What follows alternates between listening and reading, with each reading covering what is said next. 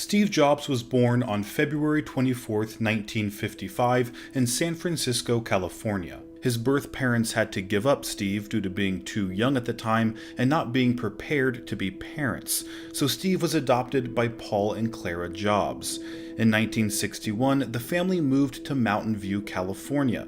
This area, just south of Palo Alto, was becoming the hub for electronics, such as radios, televisions, stereos, and computers.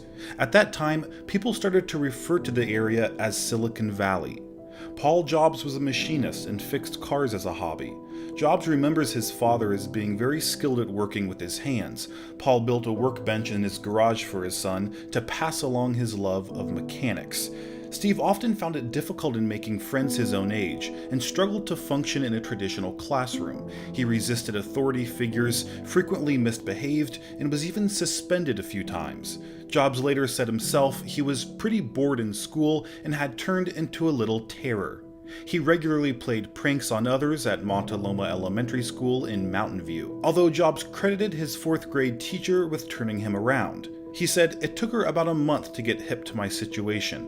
She bribed me into learning. She would say, 'I really want you to finish this workbook. I'll give you $5 if you finish it.' That kindled a passion in me for learning. I learned more that year than I think I learned in any other year in school. They wanted me to skip the next 2 years in grade school and go straight to junior high to learn a foreign language, but my parents very wisely wouldn't let it happen." However, Jobs did skip the 5th grade and transferred to the 6th grade at Crittenden Middle School in Mountain View, although this transition led to Jobs being bullied. He then gave his parents an ultimatum: take him out of Crittenden or he would drop out of school. His parents used all their savings in 1976 to buy a new house, which would allow Jobs to change schools. Their new house on Crist Drive in Los Altos, California, would later become a key figure in Apple's history, whilst Jobs started studying at Cupertino Junior High. A fellow electronics hobbyist, Bill Fernandez, became his first friend. Fernandez later commented that for some reason the kids in the 8th grade didn't like Steve because they thought he was odd. I was one of his few friends. Fernandez eventually introduced Jobs to electronics whiz Steve Wozniak, who lived across the street from Fernandez. As a child, Jobs preferred doing things by himself. He swam competitively, but was not interested in team sports or other group activities. He spent a lot of time working in the garage workshop of a neighbor who worked at Hewlett-Packard, an electronics manufacturer. Jobs also enrolled in the Hewlett-Packard Explorer Club, where he saw engineers demonstrate new products, and he saw his first computer at the age of 12. He was impressed and knew immediately that he wanted to work with computers. While in high school, Jobs attended lectures at the Hewlett-Packard plant. On one occasion, he boldly asked William Hewlett, the president, for some parts he needed to complete a class project. Hewlett was impressed. He gave Jobs the parts and offered him a summer internship at Hewlett-Packard. Jobs said, "He didn't know me at all, but he ended up giving me some parts and he got me a job that summer working at Hewlett-Packard on the line, assembling frequency counters. Well, assembly may be too strong. I was putting in screws. It didn't matter. I was in heaven." The location of the Los Altos home meant that Jobs would be able to attend nearby Homestead High School, which had strong ties to Silicon Valley. He began his first year there in late 1968. During mid-1970, Steve went through a period of change. He said, "I got stoned for the first time. I discovered Shakespeare, Dylan Thomas, and all that classic stuff.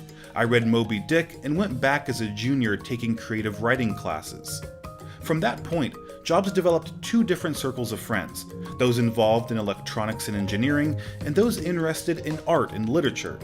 These dual interests were especially reflected during Jobs' senior year, as his best friends were Steve Wozniak and his girlfriend, the artistic Homestead junior, Chris Ann Brennan. He was described by a Homestead classmate as kind of a brain and kind of a hippie, but he never fit into either group. He was smart enough to be a nerd, but wasn't nerdy, and he was too intellectual for the hippies, who just wanted to get wasted all the time. He was kind of an outsider. In high school, everything revolved around what group you were in, and if you weren't in a carefully defined group, you weren't anybody. He was an individual, in a world where individuality was suspect. Paul and Clara Jobs had made a pledge when they adopted Steve that they would send him to college, so they'd worked hard and saved dutifully for his college fund, which was modest but adequate by the time he graduated. However, Jobs, becoming even more willful-minded, did not make it easy.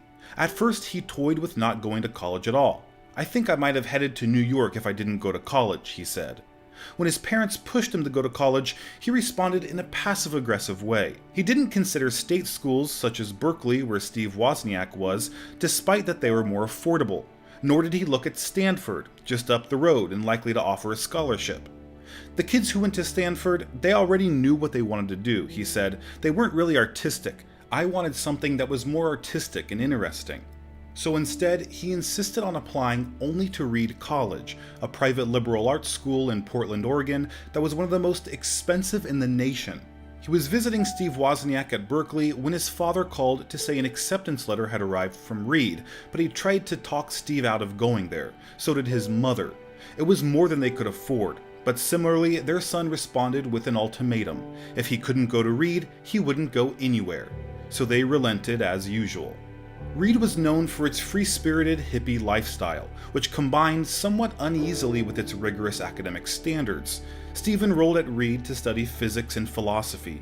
Chris Ann Brennan remained involved with Jobs while he was at Reed. However, Steve soon decided to drop out of Reed College. He liked being there, however he didn't enjoy having to attend the required classes, although Jobs continued to go to classes he enjoyed, like calligraphy.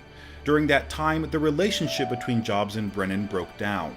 In a 2005 commencement speech at Stanford University, Jobs stated that during this period he slept on the floor in friends' dorm rooms, returned Coke bottles for food money, and got weekly free meals at the local Hare Krishna temple. In that same speech, Jobs said, "If I'd never dropped in on that single calligraphy course in college, the Mac would have never had multiple typefaces or proportionally spaced fonts." In 1972, Wozniak had designed a low-cost digital blue box to generate the necessary tones to manipulate the telephone network, allowing free long-distance calls. Jobs decided that they could make money selling it. The two stopped making the boxes after they were nearly caught by police. Despite giving up on the venture, they reportedly made about $6,000 selling the blue boxes. Jobs said that if not for the blue boxes, there would have been no Apple, and that it showed them they could take on large companies and beat them. In mid-1973, when Jobs was 18, he moved back to the San Francisco area and began renting his own apartment. Brennan and Jobs' relationship was complicated by this stage. Jobs hitchhiked and worked around the West Coast, and Brennan would occasionally join him. Brennan wrote this in her diary: "Little by little, Steve and I separated, but we were never able to fully let go. We never talked about breaking up or going our separate ways, and we didn't have that conversation where one person says it's over." They continued to grow apart, but Jobs would still seek her out and visit her while she was working in a health food store or as a live-in babysitter. In 1973, Steve Wozniak designed his own version of the classic video game Pong. After finishing it, Wozniak gave the board to Jobs, who then took the game down to Atari in Los Gatos. Atari thought that Jobs had built it and gave him a job as a technician.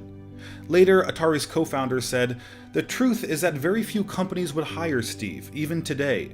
Why? Because he was an outlier. To most potential employers, he just seemed like a jerk in bad clothing.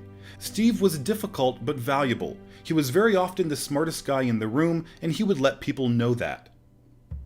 By early 1974, Jobs was living what Brennan describes as a simple life in a Los Gatos cabin, working at Atari and saving money for his impending trip to India. One of his friends had been to India and was urging Jobs to take his spiritual journey there too. He ended up reaching the foothills of Himalaya after days of traveling by train and bus. That's where he was supposed to see Neem Karoli Baba, but by the time Jobs got there, the guru had passed away. Despite the setback, Jobs still spent 7 months in India exploring his spirituality. He said, "The people in the Indian countryside don't use their intellect like we do. They use their intuition, and it's more developed than the rest of the world. Intuition is a very powerful thing, more powerful than intellect in my opinion. That's had a big impact on my work." After staying 7 months, Jobs left India and returned to the US. He'd changed his appearance. His head was shaved, and he wore traditional Indian clothing. Over this time, Jobs experimented with psychedelics, later calling his experimentation with LSD a profound experience, one of the most important things in my life. LSD shows you that there's another side to the coin, and you can't remember it when it wears off, but you know it. It reinforced my sense of what was important, creating great things instead of making money, putting things back into the stream of history and of human consciousness as much as I could. Jobs and Brennan both became practitioners of Zen Buddhism. Jobs was living with his parents again in their backyard tool shed, which he had converted into a bedroom with a sleeping bag, mat, books, a candle, and a meditation pillow. He considered taking up monastic residence in Japan and maintained a lifelong appreciation for Zen. Jobs would later say that people around him who didn't share his counterculture roots couldn't fully relate to his thinking. Jobs then returned to Atari and was assigned to create a circuit board for the arcade video game Breakout. According to Bushnell, Atari offered $100 for each TTL chip that was eliminated in the machine. Jobs himself had very little knowledge of circuit board design and made a deal with Wozniak to split the fee evenly between them if he could minimize the number of chips. Much to the amazement of Atari engineers, Wozniak reduced the TTL chip count from 96 to 46, a design so tightly integrated that it was impossible to reproduce on an assembly line. According to Wozniak, Jobs told him that Atari gave him only $700 instead of the $5,000 paid out, and that Wozniak's share was thus $350. It was only later that Wozniak found out about this, to which he said, I cried quite a bit when I read that in a book." It was around this time that Jobs and Wozniak attended meetings of the Homebrew Computer Club in 1975, which was a stepping stone to the development and marketing of the first Apple computer.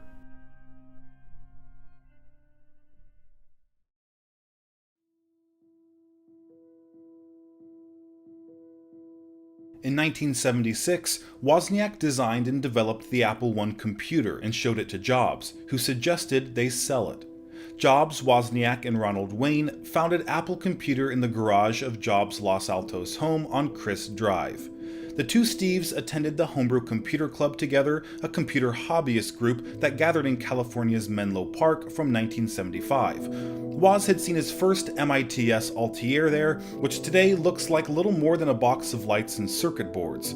Wozniak was inspired by MIT's build-it-yourself approach, since the Altair came as a kit, to make something simpler for the rest of us. Wozniak went on to produce the first computer with a typewriter-like keyboard and the ability to connect to a regular TV as a display. It was later christened the Apple I and was the archetype of every modern computer. But Wozniak wasn't trying to change the world with what he'd made. He just wanted to show off how much he'd managed to do with so little resources. The two decided on the name Apple after Jobs returned from the All-One farm commune in Oregon and told Wozniak about his time spent in the farm's apple orchard. Neighbors on Crisp Drive had described Jobs as an odd individual who would greet his clients with his underwear hanging out barefoot and hippie-like. Jobs approached a local computer store, the Byte Shop, with the Apple I, who said they'd be interested in the machine, but only if it came fully assembled. The owner, Paul Terrell, went further, saying he would order 50 of the machines and pay $500 each on delivery. Jobs then took the purchase order that he'd been given from the Byte Shop to Kramer Electronics, a national electronic parts distributor, and ordered the components he needed to assemble the Apple I computer. The local credit manager asked Jobs how he was going to pay for the parts. Jobs explained about his purchase order from the Byte Shop, which was cash on delivery. Jobs persuaded Kramer Electronics to give him the parts on credit and would pay him once he delivered the computers. Family and friends were roped in to sit at a kitchen table and help solder the parts, and once they'd been tested, Jobs drove them over to the Byte Shop. When he unpacked them, Terrell, who'd ordered finished computers, was surprised by what he'd found. He'd essentially received only the motherboard of the computer, and although he was upset, Terrell still accepted and paid for the units, not to mention giving Jobs an idea of what the next Apple computer should be like.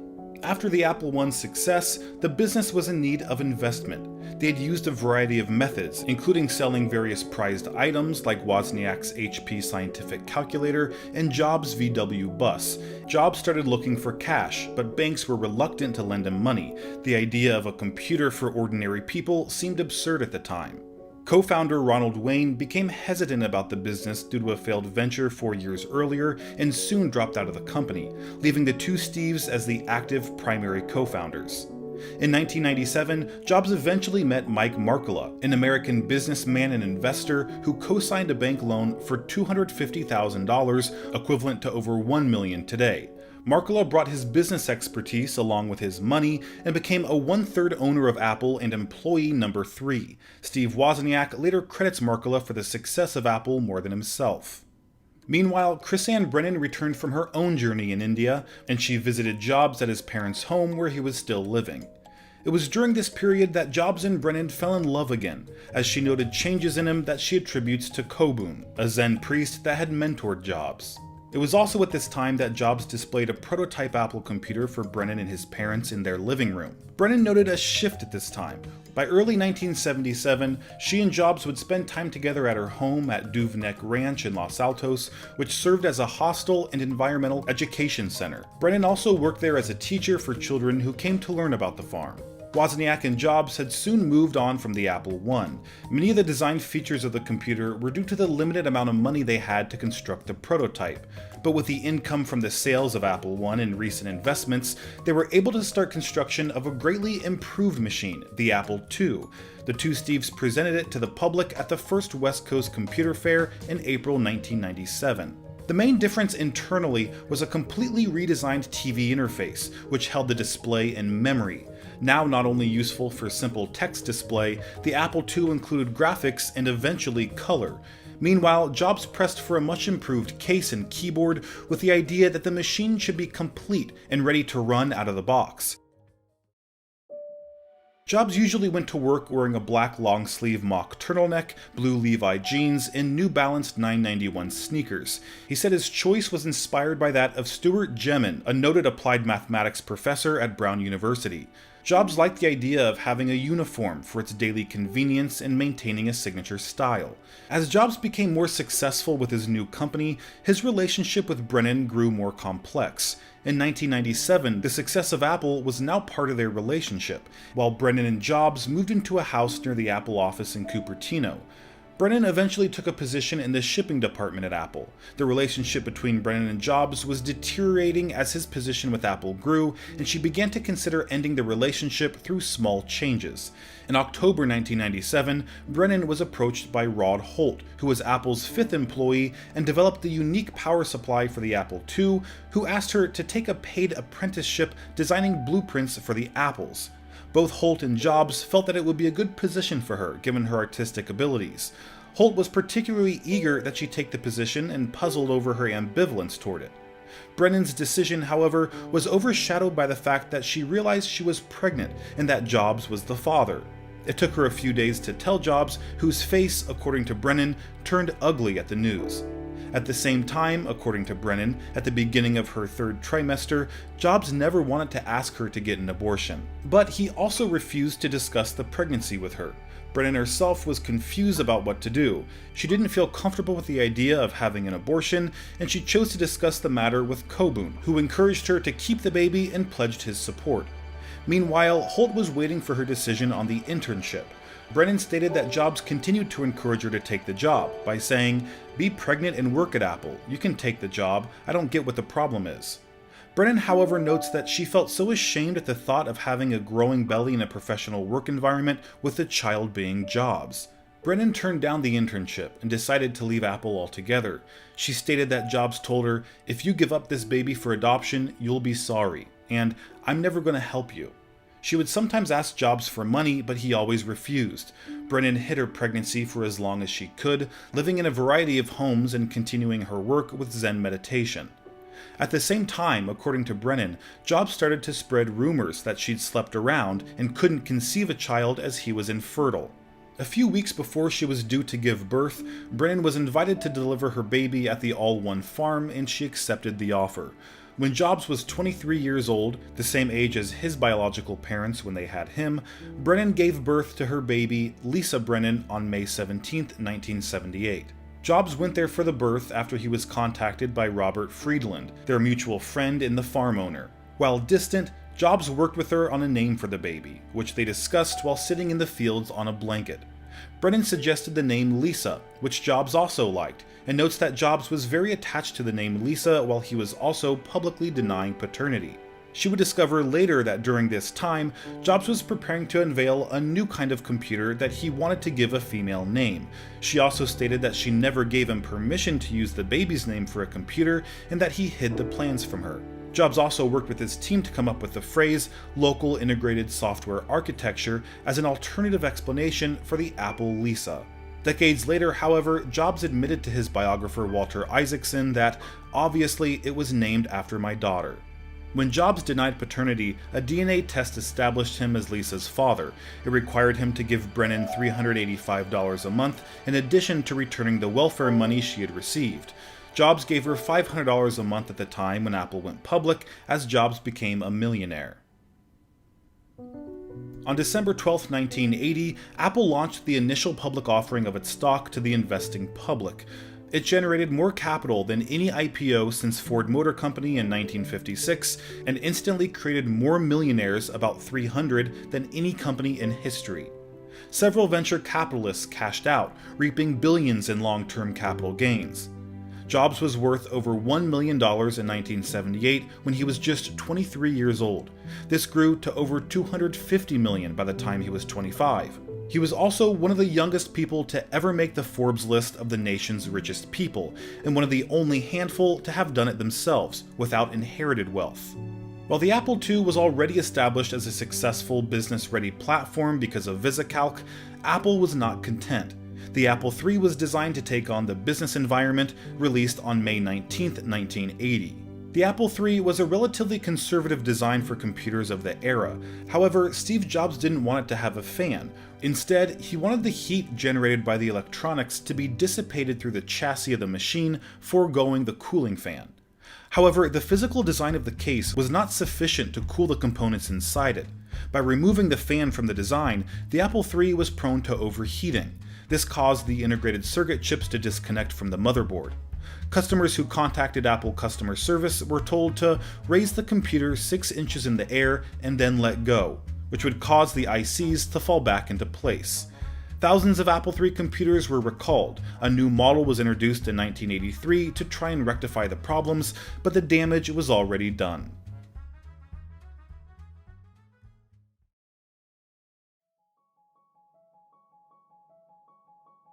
By August 1981, Apple was among the 3 largest microcomputer companies.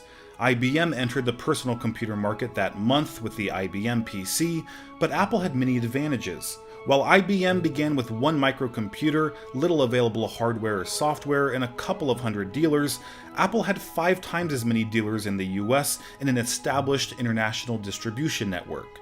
After examining the IBM PC and finding it unimpressive, Apple confidently purchased a full-page advertisement in the Wall Street Journal with the headline, "Welcome IBM, seriously."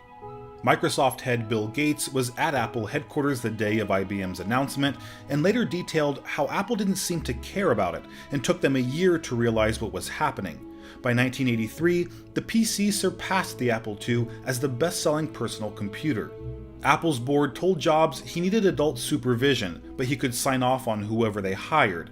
Jobs and the board went through about 20 candidates, most in the tech sector, but Jobs vetoed them all.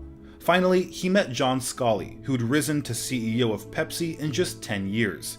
He also had a reputation for being a marketing master, having helped create the Pepsi Challenge campaign that sparked the so-called Cola Wars of the 1970s. Jobs lured John Scully away from Pepsi Cola to serve as Apple's CEO, asking, "Do you want to spend the rest of your life selling sugared water, or do you want a chance to change the world?" Apple Computer's business division was focused on the Apple III, a failing iteration of the text-based computer. Simultaneously, the Lisa Group worked on a new machine that would feature a completely different interface and introduce the words mouse, icon, and desktop into the vocabulary of the computing public. In return for the right to buy $1 million of pre-IPO stock, Xerox granted Apple Computer 3 days access to the PARC facilities. PARC was a sub-research and development company. After visiting PARC, they came away with new ideas that would complete the foundation for Apple's first graphical user interface computer. By 1984, Apple had proved twice over that it was a force to be reckoned with. It had taken on IBM, the biggest name in business computing, and acquitted itself admirably. The Apple I and II were resounding successes, but while the Apple III and Lisa had been remarkable failures, Apple needed another hit, both to guarantee its future and to target the lower end of the market, which to date it had regularly ignored. That hit was the Macintosh, the machine that largely guaranteed the company's future. We'll always remember Steve Jobs as the man who launched the Macintosh, but he only arrived on the project in 1981, 2 years after Jeff Raskin had started work on the low-cost computer for home and business use. Jobs quickly stamped his mark on it, and Raskin left in 1982 before the product shipped. We have to give Raskin credit for the original idea and its name. His favorite type of Apple was the Macintosh, but otherwise the machine that eventually launched was a fair way away from the one he'd originally envisioned. Raskin's early prototypes had text-based displays and used function keys in place of the mouse for executing common tasks. Raskin later endorsed the mouse, but with more than the single button that shipped with the Macintosh. It was Jobs and Bud Tribble, the latter of whom is still at Apple, that really pushed the team to implement the graphical user interface for which it became famous. They saw the potential of the GUI's desktop metaphorical-based design, and they'd already laid much of the groundwork for Apple's own take on the system as part of the Lisa project. Tribble tasked the Macintosh team with doing the same for their own machine, which, in hindsight, may have been the most important directive ever issued by anyone inside Apple. If the Macintosh team had continued down the text and keyboard path, it's unlikely their product would have sold as well as it did, and Apple, as we know it, might not have existed at all. In early 1984, at Apple's annual shareholders meeting, an emotional Jobs introduced the Macintosh to a wildly enthusiastic audience. Nobody would ever deny that the original Macintosh was a work of genius. It was small, relatively inexpensive, and friendly. It brought the GUI to a mass audience and gave us all the tools we could ever need for producing graphics-rich work that would have cost many times as much on any other platform. Yet, right from the start, it was in danger of disappointing us. You see, Apple had built it up to be something quite astounding. It was going to change the computing world, we were told, as the launch day approached. The hype continued to grow. It was a gamble, a big one, that any other company would likely have shied away from. But then, no other company was ran by Steve Jobs. Jobs understood what made the Macintosh special, and he knew that, aside from the keynote address in which he would reveal it, the show-stopping machine needed a show-stopping ad. He put in a call to Apple's agency and tasked them with filling 60 seconds during the third quarter break of Super Bowl XVIII. The premise was simple enough, but the message was a gamble, pitting Apple directly against its biggest competitor, IBM. They dominated the workplace of the early 1980s, and the saying that nobody ever got fired for buying IBM was a powerful expression working in its favor. People trusted the brand, staking their careers on the simple choice of IBM or one of the others. As a result, the others often missed out, and if Apple wasn't going to languish among them, it had to change that perception. So the ad portrayed Apple as humanity's only hope for the future. It dressed Anya Major, an athlete, with a picture of the Mac on her vest. She was bright, fresh, and youthful, in a stark contrast to the cold, blue, shaven-headed drones around her. They were brainwashed by Big Brother, who lectured them through an enormous screen, but Major hurled a hammer through the screen to destroy the evil talking head. Even without the tagline, the inference would have been clear, but Jobs and CEO John Sculley agreed to add the memorable line, "On January 24th, Apple Computer will introduce Macintosh, and you'll see why 1984 won't be like 1984. 2 days after the 1984 ad aired, the Macintosh went on sale. It came bundled with 2 applications designed to show off its interface, Mac Write and Mac Paint. Although the Mac garnered an immediate enthusiastic following, it was too radical for some, who labeled it as a mere toy. Because the machine was entirely designed around the graphical user interface, existing text mode and command-driven applications had to be redesigned, and the programming code rewritten. This was a challenging undertaking that many software developers shied away from, and resulted in an initial lack of software for the new system. It had all been good news for Apple so far. The company was still young, but going from strength to strength, and it offered some serious competition for its larger, longer established rivals. Scully and Jobs' management styles were wildly different though, and it's perhaps inevitable that this led to some conflicts between the two men. Scully didn't like the way that Jobs treated other staff members, and the two came to blows over more practical matters, including the price of the Macintosh. From the moment of its inception, the Macintosh was always supposed to be a computer for the rest of us, keenly priced so that it would sell in large numbers. The aim was to put out a $1,000 machine, but over years of development, as the project became more ambitious, this almost doubled.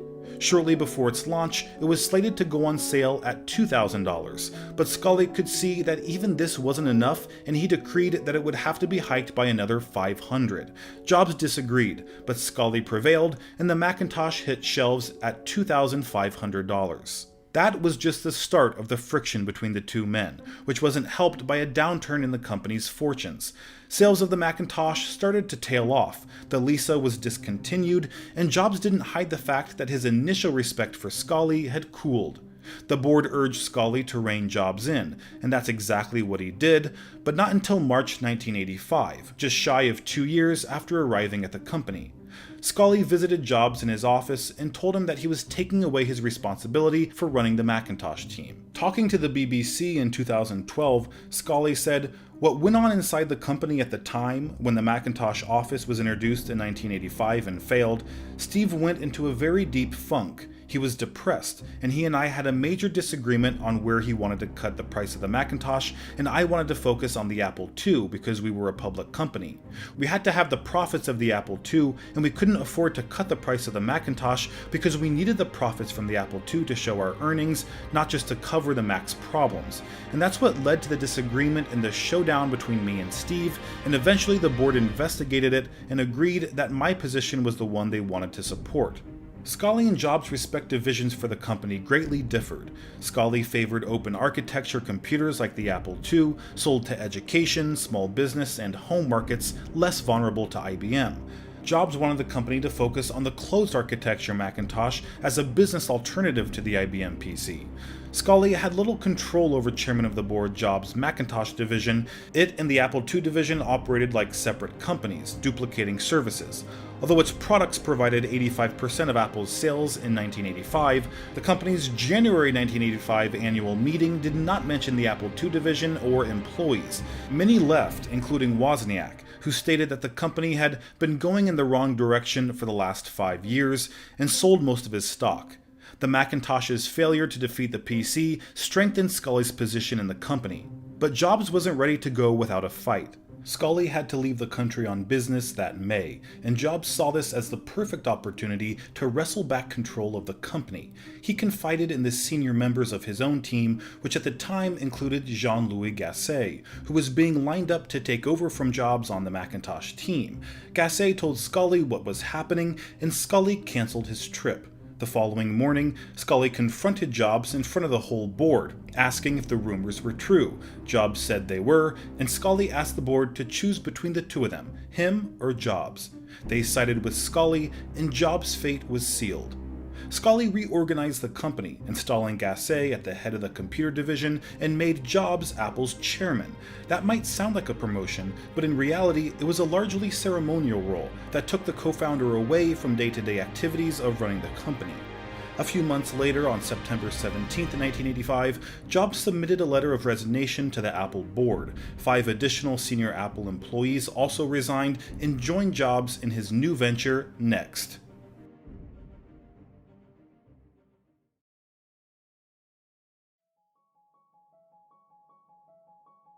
Jobs later explained that the industry went into a recession and Scully didn't know what to do.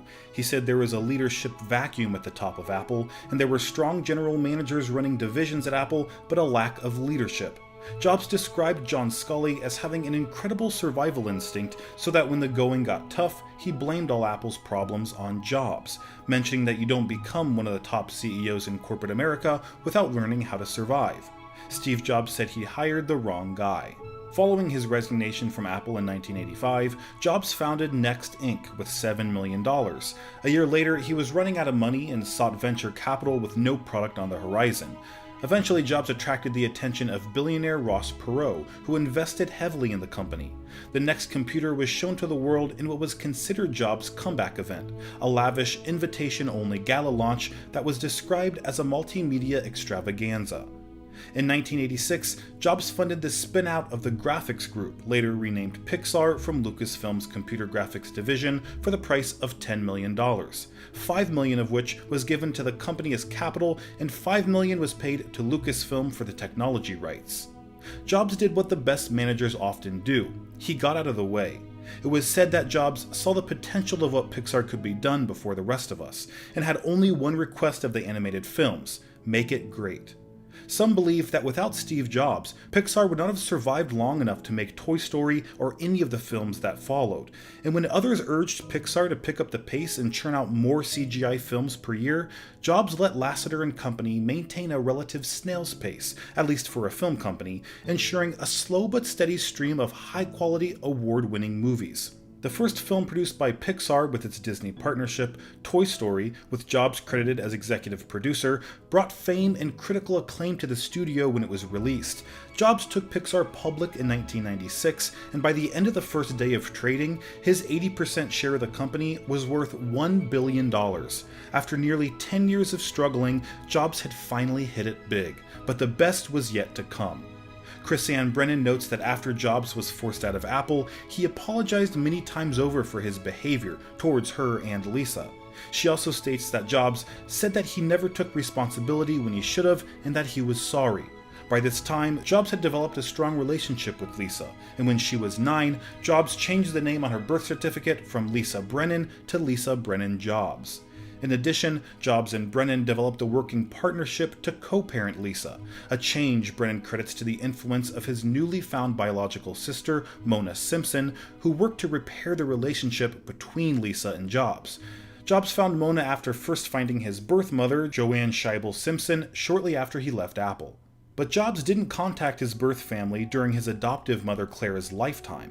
He would later tell his official biographer, "I never wanted Paul and Clara to feel like I didn't consider them my parents, because they were totally my parents. I loved them so much, and I never wanted them to know of my search, and I even had reporters keep it quiet when any of them found out." However, in 1986, when he was 31, Clara was diagnosed with lung cancer. He began to spend a great deal of time with her and learned more details about her background and his adoption, information that motivated him to find his biological mother. Jobs found on his birth certificate the name of the San Francisco doctor whom Scheibel had turned to when she was pregnant. Jobs only contacted Scheibel after Clara died and after he received permission from his father, Paul. Jobs stated that he was motivated to find his birth mother out of both curiosity and a need to see if she was okay and to thank her, because he was glad he didn't end up as an abortion. She was 23 and she went through a lot to have him. Scheibel was emotional during their first meeting, though she wasn't familiar with the history of Apple or Jobs' role in it, and told him that she'd been pressured into signing the adoption papers. She said that she regretted giving him up and repeatedly apologized to him for it. Jobs and Scheibel would develop a friendly relationship throughout the rest of his life and would spend Christmases together. During this first visit, Scheibel told Jobs that he had a sister, Mona, who was not aware that she had a brother. Scheibel then arranged for them to meet in New York, where Mona worked. Her first impression of Jobs was that he was straightforward and lovely, just a normal and sweet guy. Simpson and Jobs then went for a long walk to get to know each other. Jobs later told his biographer that Mona was not completely thrilled at first to have me in her life and have her mother so emotionally affectionate toward me, but as we got to know each other, we became really good friends, and she is my family. I don't know what I'd do without her. I can't imagine a better sister. In 1989, Jobs met his future wife, Lorraine Powell, when he gave a lecture at the Stanford Graduate School of Business, where she was a student. Soon after the event, he stated that Lorraine was right there in the front row in the lecture hall, and I couldn't take my eyes off her. I kept losing my train of thought and started feeling a little giddy. After the lecture, Jobs met up with her in the parking lot and invited her out to dinner. From that point forward, they were together, with a few minor exceptions, for the rest of his life. Jobs proposed on New Year's Day, 1990, with a handful of freshly picked wildflowers. They married on March 18, 1991, in a Buddhist ceremony at the Ahwahnee Hotel in Yosemite National Park. 50 people, including his father Paul and his sister Mona, attended. The ceremony was conducted by Jobs' guru, Kobun Shinto Otagawa. Jobs and Pal's first child, Reed, was born September 1991. Jobs' father, Paul, died a year and a half later on March 5, 1993. Jobs and Pal had two more children, Aaron, born in August 1995, and Eve, born in 1998. The family lived in Palo Alto, California. Next workstations were first released in 1999 and priced at $10,000. Like the Apple Lisa, the Next was technologically advanced and designed for the education sector, but was largely dismissed as cost-prohibitive for educational institutions. The Next workstation was known for its technical strengths. Chief among them was its object-oriented software development system. Jobs marketed Next products to the financial, scientific, and academic community, highlighting its innovative experimental new technologies, such as the Mach kernel, the digital signal processor chip, and the built-in Ethernet port. Next Computer's top priority was the education market, which had been Apple's territory for quite some time. However, they did it with even more expensive hardware than Apple's. Outside of the LC line, Apple's systems were pricey in the early 1990s. Next attempted to make up for this by aiming its sales teams at higher education, selling not mere computers, but workstations. After the 1990 hardware didn't sell well, Next stopped manufacturing computers in 1993 and became a software-only vendor, selling NextStep as a combination operating system and object-oriented development environment. NextStep for Intel became a popular product among large companies and especially financial institutions for rapidly developing and deploying custom software. Meanwhile, at Apple, the future wasn't looking so bright. Despite initially being quite successful in chasing high profits with wide margins, its market was starting to shrink, and with it, so did its income. For the first time in the company's history, its year-end results showed its cash balances to be rising more slowly than they had the year before. That wasn't its only problem, though. IBM had been out-earning Apple since the mid-1980s when it established itself as the dominant force in office computing. There was little indication that this would change anytime soon, and to make matters worse, Apple's key differentiator was about to be dealt a close to lethal blow. Microsoft was gearing up for Windows 3, a direct competitor to the all-graphical Macintosh system software. Apple Computer bought Next in 1996 after its own efforts to upgrade the Macintosh operating system failed. After the sale, Steve Jobs first began working as an advisor, but was later appointed acting CEO and then finally CEO of the entire company. Apple said that Next's strengths in development software and operating environments would be combined with Apple's ease of use and multimedia software. Apple initially said that NextStep features would be used in its own operating system, macOS.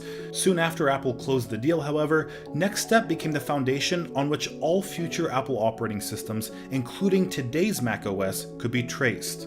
Next failed to achieve most of its objectives and burned a ton of cash in the process, but the hardware and software wasn't without technical qualities. Some writers, like Randall Strauss and Steve Jobs in The Next Big Thing, would pin the business failure mostly on Jobs and his personality, who famously micromanaged everything, insisted on bizarrely difficult and expensive positions, alienated important partners, and pivoted wildly as they ran out of money and investors. However, this failure taught him so much that he was finally able to become a great CEO when he returned to Apple in the late 90s. Steve Wozniak explained in a 2013 interview that while Jobs was at Next, he was really getting his head together. In 1996, Apple announced that it would buy Next for $427 million. The deal was finalized in February 1997, bringing Jobs back to the company he had co-founded. Jobs terminated a number of projects, including the Newton, CyberDog, and OpenDoc. In the coming months, many employees developed a fear of encountering Jobs while riding the elevator, afraid that they might not have a job when the doors opened. The reality was that Jobs' summary executions were rare, but a handful of victims was enough to terrorize a whole company. Jobs also changed the licensing program for Macintosh clones, making it too costly for manufacturers to continue making machines.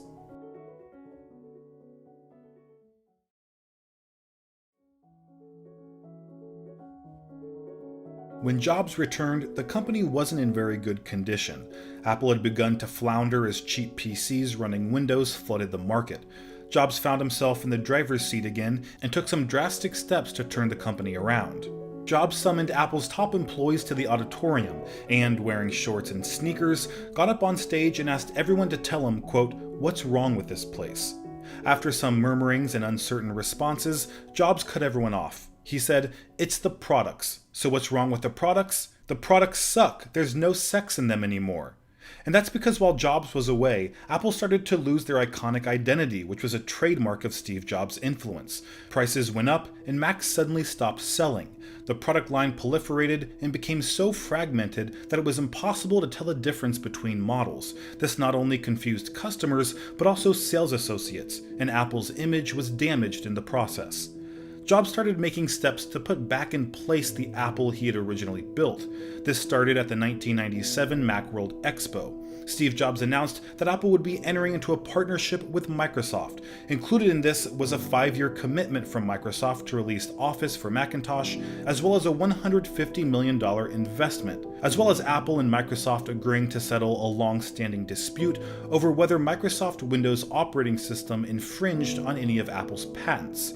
Jobs used the money to ramp up advertising and highlight the products Apple already offered, while choking off R&D money into non-producing areas. One of Jobs' first moves as new acting CEO was to develop the iMac, which bought Apple time to restructure. The original iMac integrated a CRT display and CPU into a streamlined, translucent plastic body. The line became a sales success, moving about 1 million units each year. It also helped reintroduce Apple to the media and public, and showcased the company's new emphasis on design and aesthetics. Through Jobs' guidance, the company increased sales significantly with the introduction of the iMac and other new products. Their appealing designs and powerful marketing worked well for Apple, and at the 2000 Macworld Expo, Jobs officially dropped the interim modifier from his title and became Apple's permanent CEO.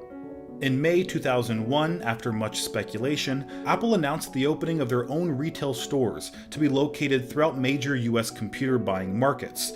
The stores were designed for two primary purposes: to stem the tide of Apple's declining share of the computer market and to respond to poor marketing of Apple's products at third-party retail outlets. Another initial selling point was the original incarnation of the Genius Bar, which featured pictures of Albert Einstein and other famous geniuses who had been included in Apple's Think Different ads of the time. Jobs positioned the in-store geniuses as able to answer customers' questions, and if they couldn't, there was a landline to someone in Cupertino who could. More than 500 fans lined up at the Tyson's store starting before dawn that first day. Over the weekend, Tyson's in Glendale hosted more than 7,500 visitors and sold a combined $600,000 in products over the first 2 days. In the years following, the Apple Store has grown to more than 500 locations in over 20 countries. It surged in growth despite troubling times for the retail sector, especially in the consumer electronics space. While helping to drive Apple's own growth and playing a key role in the launches of iPod, iPhone, iPad, and more, the Apple Store also forever changed the look of computer and electronics retail. And that look has been widely imitated, from Microsoft launching a chain of lookalike stores to Sony attempting the same to actual knockoff Apple stores in China. However, in order to grow faster, Apple needed something other than the Mac. The company subsequently branched out, introducing and improving upon other digital devices. Portable MP3 players had been around since the mid-90s, but Apple found that everyone on the market offered a lackluster user experience. Steve Jobs had a strong term for gadgets like that: crap.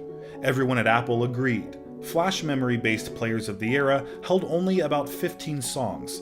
Hard drive players held far more, but were relatively big, heavy, and they sported difficult-to-navigate user interfaces that did not scale well when scrolling through thousands of songs. However, most portable media players use the pokey USB 1.1 standard to transfer music from a host computer to the player, which made the user wait up to 5 minutes to transfer about 15 songs. So when moving thousands of songs, the transfer time could shoot up to several hours. Jobs decided that Apple should attempt to create its own MP3 player, one that played well with iTunes and could potentially attract more customers to the Mac platform.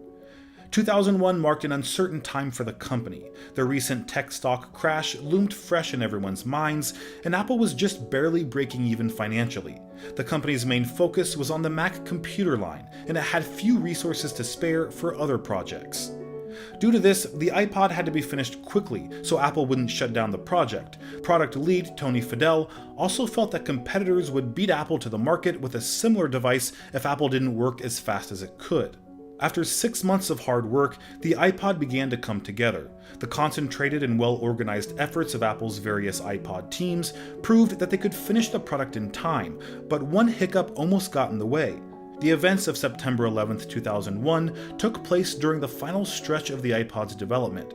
As the attacks unfolded, an Apple team carrying key iPod prototypes from Taiwan landed on US soil, just before the US government shut down air travel nationwide.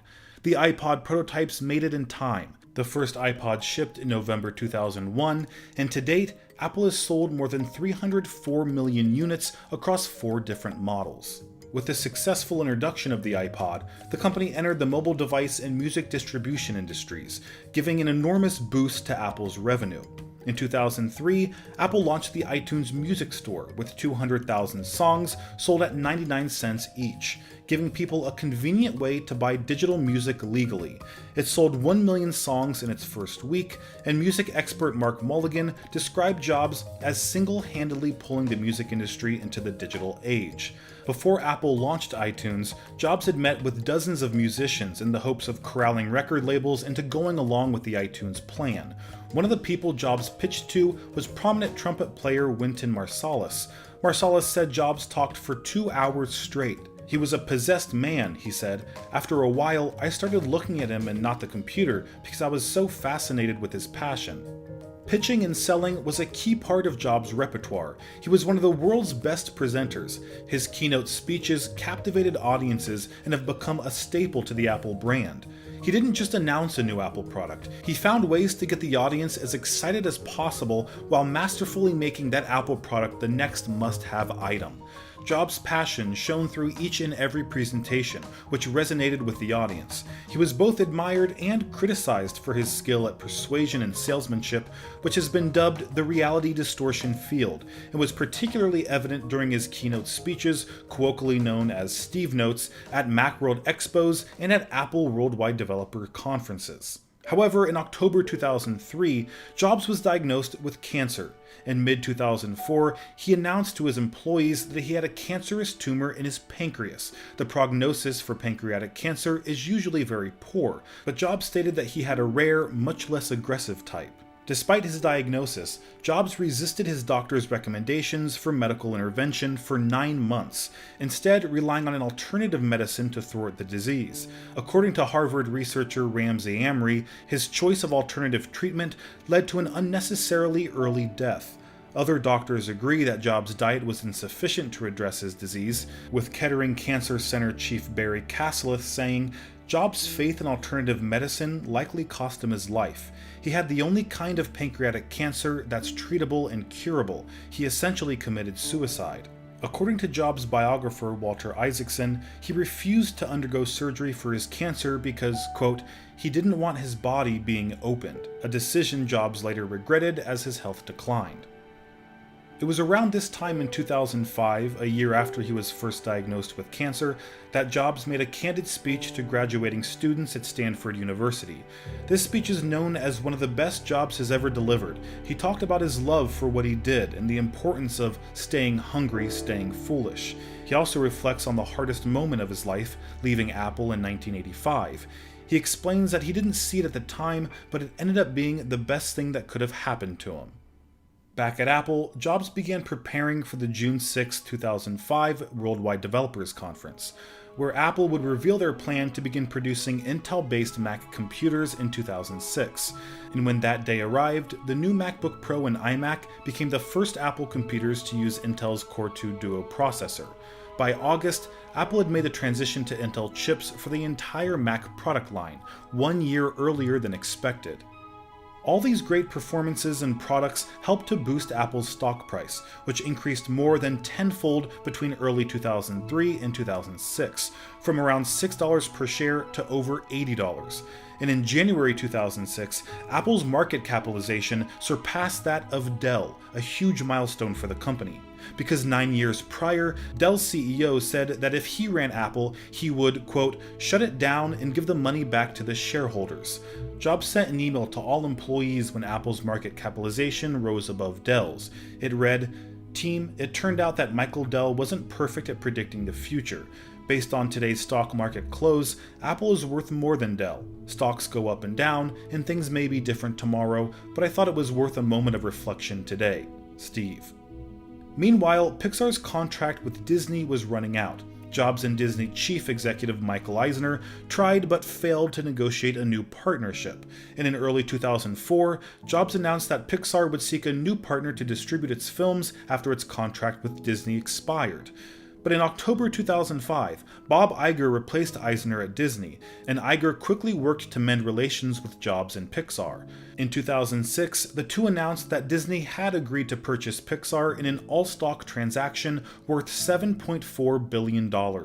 When the deal closed, Jobs became the Walt Disney Company's largest single shareholder, with approximately 7% of the company's stock.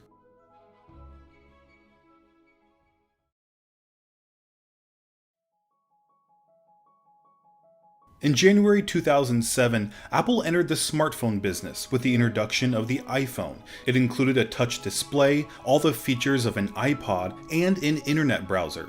It was a complete rebuke of the entire smartphone market, which had been fixated on adding more buttons, more features, and more styluses. But all those things came at the detriment of the user experience. That's why Steve Jobs used this graph while introducing the iPhone. The Moto Q, Nokia E62, and Palm Treo were more capable than the average cell phone, but those extra features added complexity. The iPhone set out to deliver the best of both worlds, the most feature-filled phone ever, while also being the easiest to use. And it all started by eliminating what Steve Jobs had loathed throughout his entire career: buttons. The iPhone had a huge multi-touch display with only one button. That way, the interface could change depending on which app was being used, an approach that had worked well on computers for decades. There was also pinch to zoom, physics-based effects like inertial scrolling and rubber banding, and multitasking that allowed users to seamlessly switch from music to phone calls to web browsing to email and back. The first generation iPhone may be considered primitive by today's standards with its 2-megapixel camera, small display, and thick frame, but the original iPhone single-handedly began the modern smartphone era, with nearly all of today's devices borrowing its design and functionality elements.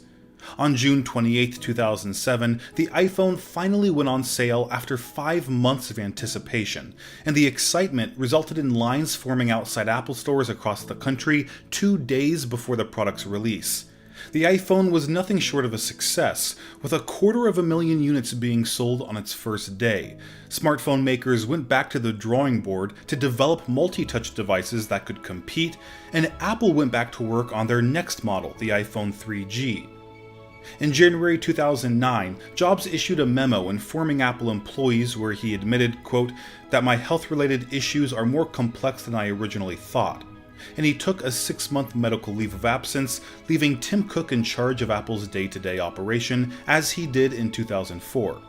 At this point, Jobs finally agreed to undergo a liver transplant, and by mere coincidence, Tim Cook happened to be an eligible donor since he shared Jobs' O negative blood type. But when Cook offered a portion of his liver, Jobs cut him off, yelling, "No, I'll never let you do that. I'll never do that."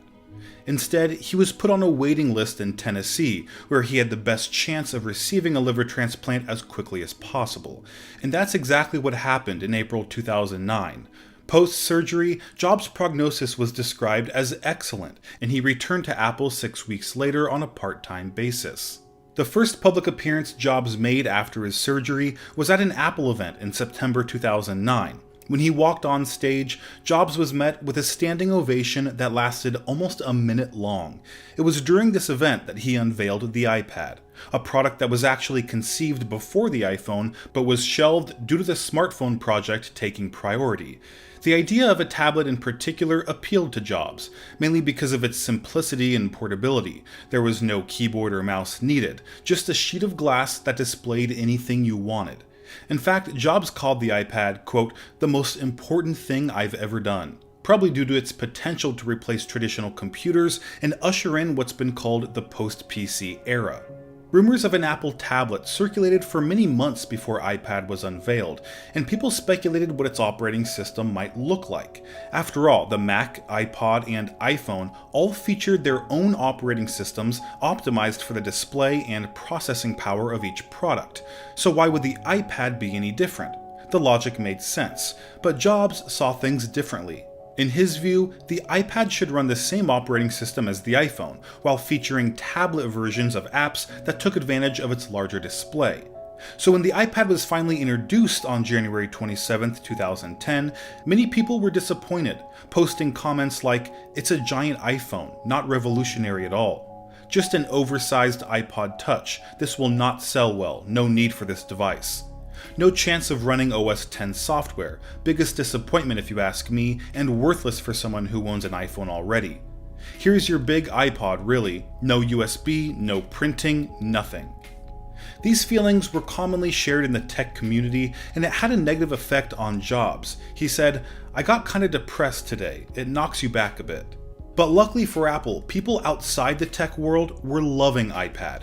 It received high praise from well-known reviewers like David Pogue and Walt Mossberg, and most importantly, customers were buying it like crazy.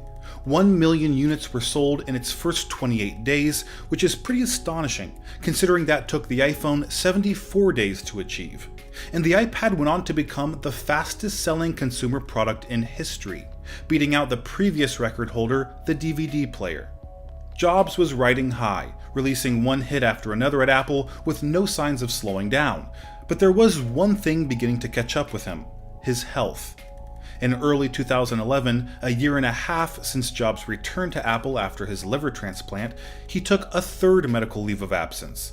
His letter to employees looked the same as it had the previous 2 times, and Tim Cook again took over in his stead. The only difference this time was that Jobs would never return to Apple. Despite the leave, Jobs still appeared at the iPad 2 launch event on March 2nd and their WWDC on June 6th when he introduced iCloud. Ever since the early days of Apple, Jobs believed in creating a seamless and unified ecosystem for users, and that's why he refused to license a third-party operating system for the Mac or even license Apple's own Macintosh system software to third-party computer manufacturers, despite the fact that doing so would have made Apple more money and allowed their operating system to achieve a higher market share. He recognized that the more a product was fragmented, the more problems it would cause for customers.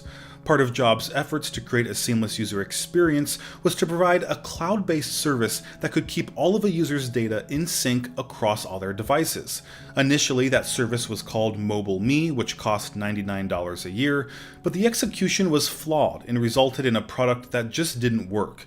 Jobs fired the person in charge, and Apple made a second attempt with iCloud, which supplied users with 5 GB of space for free. It was introduced in 2011, and Jobs said, "We're going to demote the PC and the Mac to just be a device. We're going to move your hub, the center of your digital life, into the cloud." This time, their cloud-based service actually worked, and it resulted in a fairly magical experience for users. Photos shot on their iPhone would automatically appear on their Mac and iPad, while emails and calendar events synced seamlessly across all their devices. It was an incredible service that's more important to Apple's ecosystem today than ever before. But despite Apple's successes, Jobs' health only continued to fail. His situation became so dire that he was forced to resign as Apple's CEO in August 2011. He wrote a letter to the board saying, "I have always said if there ever came a day when I could no longer meet my duties and expectations as Apple's CEO, I would be the first to let you know. Unfortunately, that day has come." Jobs became chairman of Apple's board and named Tim Cook as his successor as CEO. As chairman, Jobs continued to work for Apple until the day before his death 6 weeks later. He passed away at his Palo Alto home around 3 p.m. on October 5th due to complications from a pancreatic tumor that resulted in respiratory arrest. His wife, children, and sisters were at his side. Mona Simpson described his death, saying, "Steve's final words, hours earlier, were monosyllables, repeated 3 times.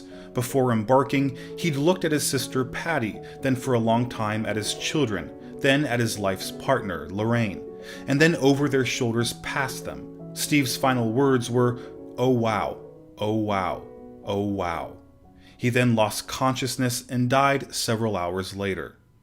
A small private funeral was held on October 7th, the details of which, out of respect for Jobs' family, were not revealed. For 2 weeks following his death, Apple displayed a photo of Jobs on their homepage in remembrance. On October 19th, a private memorial service was held on Apple's campus. Jobs' widow, Lorraine, was in attendance, as well as Cook, Bill Campbell, Norah Jones, Al Gore, and Coldplay. Some of Apple's retail stores closed briefly so employees could attend the memorial. A video of the service was made available publicly on Apple's website. Jobs was one of the most innovative and influential entrepreneurs of our time. He left a legacy that'll be marveled over and studied for decades. Despite his humble beginnings, Jobs was able to build the most valuable brand in the world and revolutionize several industries. His identity was so intertwined with Apple's that when he resigned, many predicted the company's decline, claiming that they'd no longer be able to innovate without their visionary leader. But many people failed to recognize the most crucial gift Jobs left behind: his philosophy. When he was forced out of the company in 1985, John Scully didn't share Jobs' beliefs about what made a product great. But when Jobs resigned in 2011, the company had been steeped in that philosophy, and Tim Cook was perhaps the individual who understood it best. In fact, shortly before his death, Jobs told Cook, "Never ask what I would do, just do what's right." Since Tim Cook took over the company in 2011, Apple's value has grown exponentially, fueled by hit products like the Apple Watch and AirPods. Even though Jobs hasn't been with the company for a decade, his philosophy lives within Apple today and will continue to exist long into the future.